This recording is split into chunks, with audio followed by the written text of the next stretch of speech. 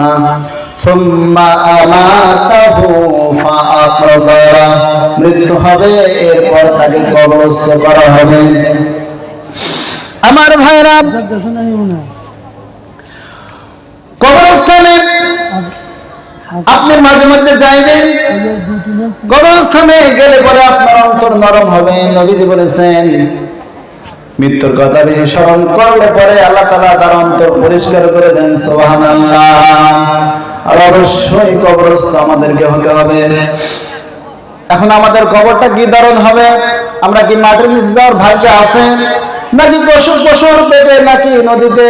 কোন জায়গায় আমাদের দেহ অবসান হবে আমরা জানি না। কি জানি বলেন? না, জানি না। কিন্তু যে অবস্থায় মৃত্যু হোক না কেন, যেখানেই থাকুক, পশুর পেটে হোক, সাগরে হোক, নগরে হোক, যেখানেই হোক, ওটাই তার কবরস্থান। সুবহানাল্লাহ। আল্লাহ বলেন, ওয়া আন্নাস সাআতা আতিয়াতুন লা রাইবা ফিহা ওয়া আন্নাল্লাহা ইয়াবআসু মান ফিল কুবুর। অবশ্যই কিয়ামত ঘটবে, আর যারা কবরবাসী আছে কবর থেকে অবশ্যই উঠানো হবে। কার কথা? আল্লাহর কথা। কবরস্থ করা হবে এবং কবর থেকে উঠানো হবে। এরপর আল্লাহ পাক বলেন, লা ইয়াস্তাবিল আহইয়াউ ওয়ালাল আমওয়াত, মৃত এবং জীবিতের সমান নয়। যারা মৃত্যুবরণ করে তারা জীবিতদের মতো আর চলাফেরা করতে পারে না, কিছু শুনতেও পারে না। কথা বলেন ঠিক কিনা? যারা মরে যায় এরা অসহায় হয়ে যায়। আল্লাহ পাক অন্য আয়াতে বলেন, ইয়া আইয়ুহাল্লাযীনা আমানু লা তাতাওয়াল্লাউ কওমান গাদিবাল্লাহু আলাইহিম قد يئس الآخرة كما يئس الكفار من أصحاب القبور। হে বিশ্বাসীরা, লা তাতাওয়াল্লাউ কওমান গাদিবাল্লাহু আলাইহিম, তাদের সঙ্গে তোমরা বন্ধুত্ব করো না, সখ্যতা তৈরি করো না, যাদের প্রতি আল্লাহ রুষ্ট হয়েছেন, রাগান্বিত হয়েছেন। তারা দুনিয়া আখিরাত সম্পর্কে এমন হতাশ হয়ে গেছে, হতভম্ব হয়ে গেছে, যেমন হতাশ হয়েছে অবিশ্বাসীরা কবর সম্পর্কে। আল্লাহ পাক বলেন, আফালা ইয়ালামু ইযা বু'থিরা মা ফিল কুবুর ওয়া হুসিলা মা ফিস সুদূর। আফালা ইয়ালামু, তারা কি জানে না? ইযা বু'থিরা মা ফিল কুবুর, কবর থেকে যখন ওঠানো হবে, ওয়া হুসিলা মা ফিস সুদূর, আর অন্তরে যা কিছু আছে সবকিছু আল্লাহ তাআলা প্রকাশ করে দিবেন। সুবহানাল্লাহ। জিকির করেন সুবহানাল্লাহ, আলহামদুলিল্লাহ, লা ইলাহা। কালেকশন তো দিতে বক্ত করবেন নাকি? লোক তো নাই, কালেকশন কি করবো? লা ইলাহা, লা ইলাহা। এটা আমার মা দিছে আমাকে দিন, আমি দোয়া করি তখন আলোচনা শেষের দিকে। লা ইলাহা, লা ইলাহা ইল্লাল্লাহু মুহাম্মাদুর রাসূলুল্লাহ। আমার ভাইরা, কবরের আরেক নাম বারযাক। বারযাক শব্দের অর্থ হচ্ছে যেটা আড়ালে থাকে, আমাদের দৃষ্টির যেটা আড়ালে। কবরের নিচে কি হয় আমরা দেখতে পারি বলেন? না, এজন্য বারযাক বলা হয়।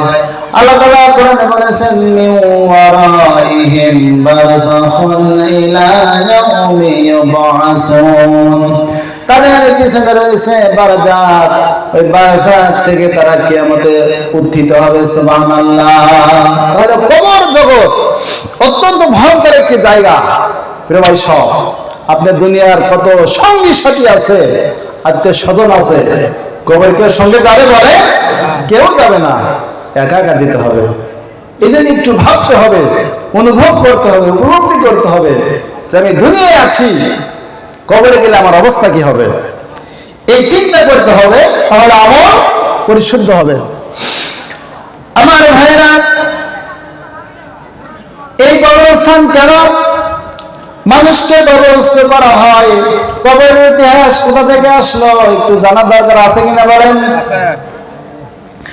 হযরত আদম আলাইহিস সালামের সন্তান হাবিল এবং কাবিল যখন তারা পরস্পর কুরবানি করলো নিজেদের ভিতরে, আদম আলাইহিস সালামের সময় প্রত্যেক বছর এক জোড়া সন্তান হতো। কয় জোড়া বলেন?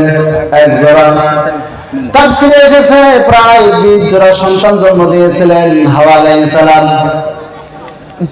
হাবিল এবং কাবিল, কাবিলের সঙ্গে যে সন্তানের জন্ম হয়েছিল সেটা খুব সুন্দর ছিল, ওদিকে হাবিলের সঙ্গে যেটা হয়েছিল ওটাও সুন্দর ছিল।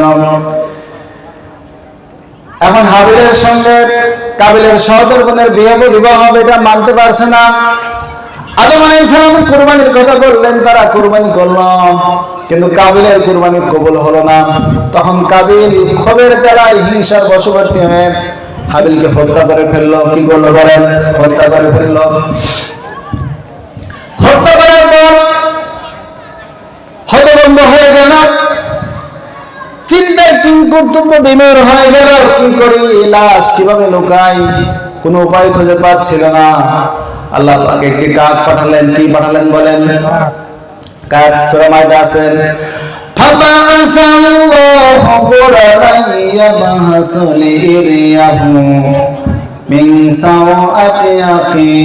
আল্লাহ তাআলা বলেন, আমি কাক পাঠালাম এবং ওই কাক আরেকটি মৃত কাককে পিঠে বহন করে ঠোঁট দিয়ে মাটি খনন করে যখন গর্ত করে কাককে দাফন করে দিল, তখন কাবিল অনুতপ্ত হলো, দুঃখ করল, হারে আমার এই ভাইটাকে হত্যা করলাম। একটা কাক সাধারণ প্রাণী, সে বুঝলো কি করে আরেকটি কাককে দাফন করতে হয়, আর আমি মানুষ হয়ে এটা বুঝতে পারলাম না। তখন কাবিল মাটি খনন করে হাবিলকে কবর দিল। ওই যে কবর দিল, সেই জায়গা থেকে কবরস্থানের ইতিহাস এসেছে। সুবহানাল্লাহ। আমার ভাইরা, মানুষকে আল্লাহ তাআলা সম্মান দিয়েছেন, যার কারণে মৃত্যুবরণ করলেও তাকে সম্মান করা লাগে। কি সম্মান করে না বলে? মানুষ গরু না, ছাগল না, বন্ধের পশু না, পাখি না, আশরাফুল মাখলুকাত। আল্লাহ তাআলা কোরআনে ঘোষণা করেছেন, ওয়ালাকাদ কাররামনা বানি আদম, আমি আদম সন্তানকে সম্মান দিয়েছি, মর্যাদা দিয়েছি। স্বয়ং আল্লাহ বলেছেন, সুবহানাল্লাহ। তাহলে আমরা সম্মানিত, মর্যাদাবান, ঘোষণা কে দিয়েছে? আল্লাহ পাক দিয়েছে। এজন্য কোন মানুষ যখন মৃত্যুবরণ করে, আল্লাহর নবী বলেছেন 6টা হকের ভিতরে একটা হক আছে, যখন তোমার ভাই মৃত্যুবরণ করে সে যেন জানাজায় শরীক হয়ে যায়। সুবহানাল্লাহ। জানাজায় শরীক হয়, এটা তার হক, ইমানি দায়িত্ব। আমার ভাইরা, একজন মানুষ মৃত্যুবরণ করার পরে কি সুন্দর করে তাকে গোসল দেওয়া হয়, সুন্দর কাপড় পরানো হয়, আদর গোলাপ মাখা হয়, সম্মানের সাথে মানুষেরা তাকে শেষ বিদায় জানায়, এবং শেষ বিদায় জানাজা সালামের মাধ্যমে, দোয়ার মাধ্যমে শেষ বিদায় জানায়। জোরে বলেন সুবহানাল্লাহ। এই কবরস্থান আমরা কত মানুষকে, মামুন ভাইদেরকে আমরা সালাম জানিয়েছি, শেষ বিদায় দিয়ে এসেছি। কত মানুষকে দু হাতে কবরে নামিয়েছি, মাটি দিয়েছি। আমাকে আপনাকে একদিন কবরস্থ করা হবে এবং এইভাবে মাটি দেওয়া হবে। কথা বলেন ঠিক কিনা? এই জন্য কবরস্থানের সম্মান রক্ষা করা লাগবে। আল্লাহর নবী বলেছেন, যারা কবরস্থান খনন করে তাদের জন্য স্বয়ং আল্লাহ তাআলা 40 বার ক্ষমা ঘোষণা করেছেন। সুবহানাল্লাহ। আর যারা মৃত ব্যক্তিকে কাফনের কাপড় পরিধান করাবে, তাদেরকে আল্লাহ তাআলা বেহেশতের রেশমি কাপড় পরিধান করাবেন। সুবহানাল্লাহ। এই কবরে কি হয় আমরা অনেকেই শুনি, জানি, কিন্তু আমরা মনে করি না, আমল করি না। যদি ওটা মনে করতাম, আমল করতাম, তাহলে আমাদের জীবন সুন্দর হয়ে যেত। কথা বলেন ঠিক কিনা? কবরে রেখে আসার সঙ্গে সঙ্গে হাদিস শরীফে এসেছে 40 কদম অথবা জুতার আওয়াজ যতদূর শোনা যায়, এই জুতার আওয়াজ যতক্ষণ শোনা যাবে এর ভিতরে এই দুজন ফেরেশতা আসবে, এসে সওয়াল জবাব শুরু করে দিবে, ইন্টারোগেশন করবে, প্রশ্ন করা শুরু করবে। লোকটা যদি ভালো হয় তাহলে প্রশ্নের জবাব দিবে, প্রশ্নের জবাব সন্তোষজনক হওয়ার সঙ্গে সঙ্গে উপর থেকে আওয়াজ আসবে, সঠিক বলেছেন, ফাবরিসুবিল জান্নাহ ওয়াল বিসুমিল জান্নাহ, জান্নাতের পোশাক পরায় দাও আর জান্নাতের বিছানা বিছায় দাও। সুবহানাল্লাহ। ইলা মাদ্দা বাসারিহি, তার চোখের দৃষ্টি যতদূর যায় ততদূর দৃষ্টিকে প্রশস্ত করে দাও, জান্নাতের হাওয়া প্রবাহিত হতে থাকবে, জান্নাতের নাজনের মধ্যে আল্লাহ তাআলা ভরে দিবেন। সুবহানাল্লাহ।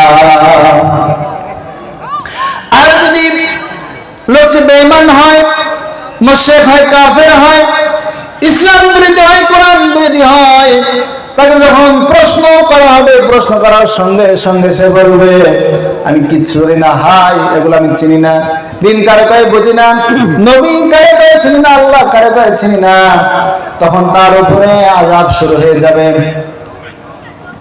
এত কঠিন আযাব, হাদিস পড়লে পরে আপনার কলিজা কেঁপে উঠবে। আল্লাহর নবী বলেন, একজন নীল চক্ষু বিশিষ্ট ফেরেশতা কবরে আসবে, হাতুড়ি নিয়ে পিটারে থাকবে, একটা পিটুনিতে ওই বেঈমান লোক 7 তল নিচে চলে যাবে, আবার উঠবে, আবার তাকে পিটানো দেওয়া হবে, আবার নিচে চলে যাবে, এইভাবে কিয়ামত পর্যন্ত শাস্তি ভোগ করতে থাকবে। বলেন নাউজুবিল্লাহ। নবীজি বলেন তার কবরে 99টি সাপ নিযুক্ত করা হবে,